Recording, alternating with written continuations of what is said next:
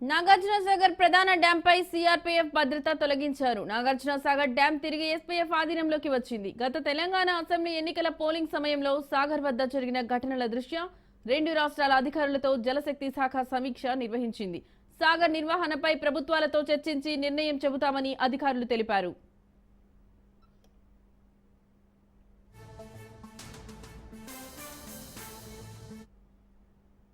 విద్యుత్ ప్రాజెక్టులు అవుట్లెట్స్ పై నిర్ణయం తీసుకోవాల్సి ఉందన్న అధికారులు సాంకేతిక పరిమితులపైన నిర్ణయించాల్సి ఉందన్నారు. ఏ అవుట్లెట్స్ ఎవరి పరిధిలో ఉండాలో కూడా తేలాల్సి ఉందని అధికారులు తెలిపారు. సాంకేతిక అంశాలపై ఇద్దరు సీఈఓలు చర్చించి నిర్ణయానికి రావాలని జలశక్తి శాఖ సూచించింది. సాంకేతిక అంశాలపై నివేదిక వచ్చాకే తదుపరి భేటీ ఉంటుందని స్పష్టం చేసింది.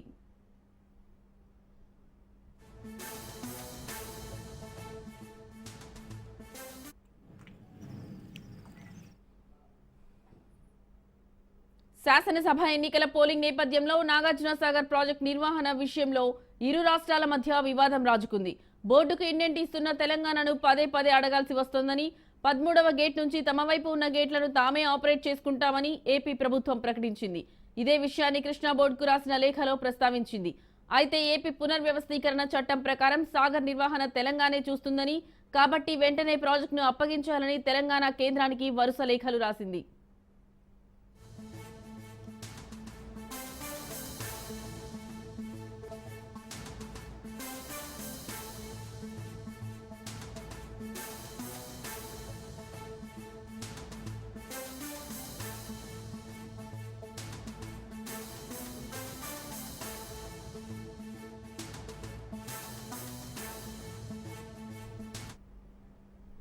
కేంద్ర హోంశాఖ సూచించిన విధంగా 2023 నవంబర్ 28కి ముందు ఉన్న పరిస్థితిని కొనసాగేలా చూడాలని కోరుతోంది.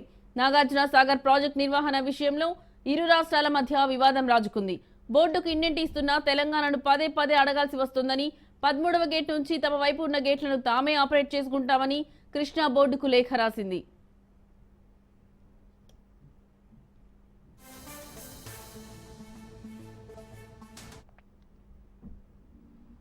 తెలంగాణ ప్రభుత్వం స్పందిస్తూ ప్రస్తుతం 13వ క్రస్ నుంచి ఏపీ పరిధిలో మిగతా భాగమంతా తెలంగాణ పరిధిలో ఉంది. తమ పరిధిలో ఉన్న ప్రాజెక్టును ఏపీ బలవంతంగా ఆక్రమించిందని తెలంగాణ కేంద్రానికి ఫిర్యాదు చేయడం వంటి పరిణామాలతో ఎన్నికల సమయంలో తీవ్ర ఉద్రిక్తతలు తలెత్తాయి. ఈ సమయంలో కేంద్ర బలగాలు రంగప్రవేశంతో కాస్త ఉద్రిక్తత తగ్గింది. ఆ విషయంలో కేంద్ర హోంశాఖ, జలవనరుల శాఖలు రెండు రాష్ట్రాలతో సంప్రదింపులు జరిపి కృష్ణా బోర్డుకు చెందిన ఇద్దరు అధికారులు క్షేత్రస్థాయి పరిశీలన కూడా చేశారు.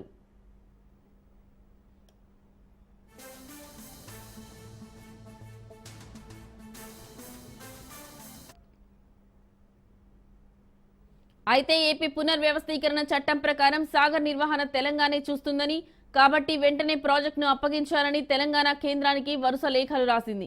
కేంద్ర హోంశాఖ సూచించిన విధంగా 2023 నవంబర్ 28కి ముందు ఉన్న పరిస్థితిని కొనసాగేలా చూడాలని కోరింది. ప్రస్తుతం నాగార్జునసాగర్ డ్యాం భద్రత కేఆర్ఎంబీ ఆధీనంలో ఉండడంతో సీఆర్పీఎఫ్ బలగాలతో భద్రతా నిఘాలో ఉంది. ఇరు రాష్ట్రాల మధ్య అవగాహన రావడంతో సీఆర్పీఎఫ్ నుంచి భద్రతాపరమైన చర్యలను ఎస్పీఎఫ్ కు అప్పచెప్పారు.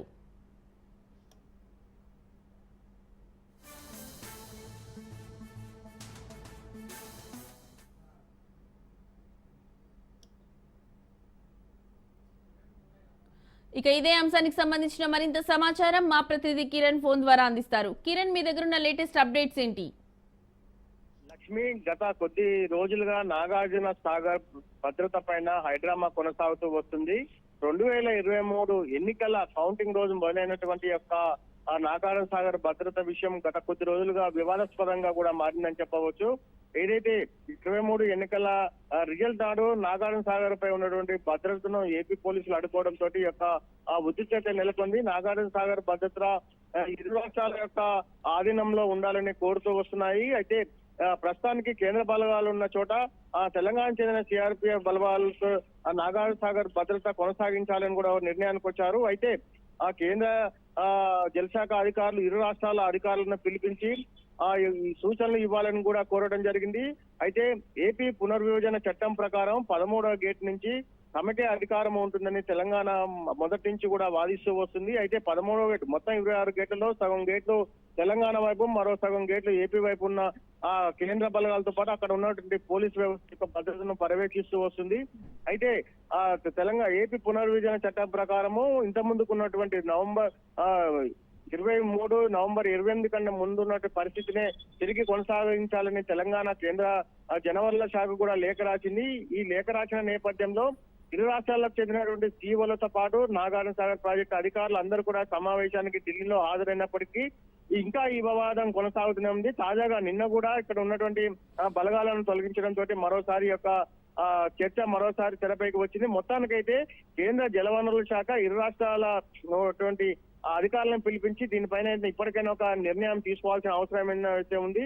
ప్రతిసారి ఇటు తెలంగాణకు చెందిన పోలీసులు, ఆంధ్ర పోలీసులు అక్కడి నుంచి వెళ్లిపోమని చెప్పడము, ఆ తర్వాత తిరిగి కొంత వివాదం నెలకొనడం, తిరిగి మరలా తెలంగాణ చెందిన పోలీసులు అక్కడ విధులు నిర్వహించడం పరిపాటిగా మారింది. మొత్తానికి అయితే ఈ వివాదానికి పరిష్కారం చూపాల్సిన అవసరం అయితే కేంద్ర జలవనరుల శాఖకు ఉంది. తరచూ ఈ యొక్క వివాదాల నేపథ్యంలో ఇటు ఆంధ్ర పోలీసులు, ఇటు తెలంగాణ పోలీసుల మధ్య తరచూ గొడవలు అయితే జరుగుతున్నాయి. Lakshmi. Right Kiran, thank you.